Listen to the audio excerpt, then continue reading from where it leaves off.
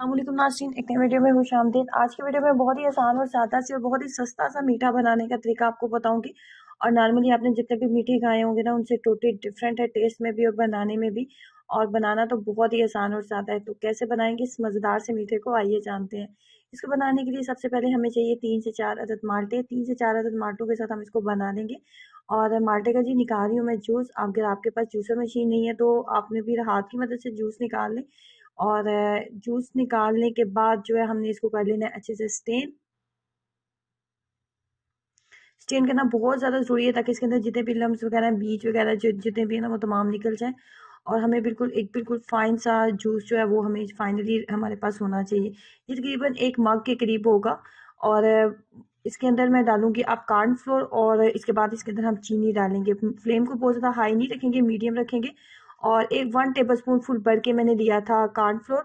थोड़े से पानी के अंदर इसको मिक्सअप कर लिया था। मिक्सअप करके वो इसके अंदर डाल देंगे। चम्मच को साथ में सबसे चलाते रहेंगे ताकि गुठलियाँ वगैरह ना बने। और यहाँ पे इसी स्टेज पे हम चीनी भी ऐड कर देंगे। अगर आपके पास जो माल्टे का जूस है बहुत ज़्यादा खट्टा है ना, तो आप चीनी की मिकदार को बढ़ा भी सकते हैं। और अगर आपके पास जो मेरे पास जो ऑरेंज जूस था वो बहुत ज़्यादा खट्टा नहीं था, मीठा था, तो मैंने चीनी की मिकदार इतनी ज़्यादा नहीं डाली। और बस मैंने 2 बड़े खाने के चम्मच ही इसके अंदर चीनी ऐड की है। और मीडियम फ्लेम के ऊपर मसलसल चम्मच को चलाते हुए हमने इसको अच्छा खासा थिक कर लेना है।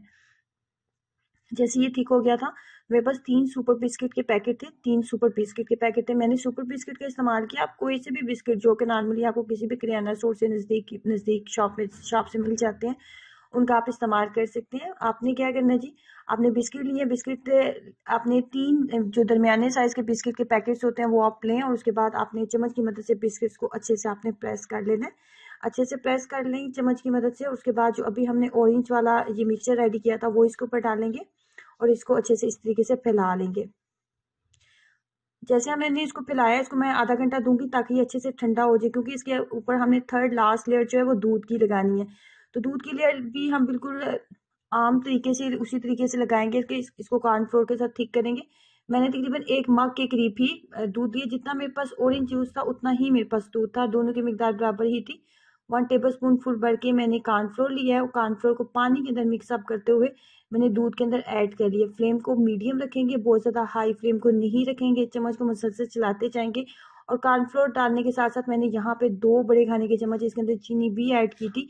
और ताकि इसके अंदर भी अच्छा सा जो है वो मीठा ऐड हो जाए। बहुत ज़्यादा मीठे का इस्तेमाल हमने इसके अंदर नहीं करना।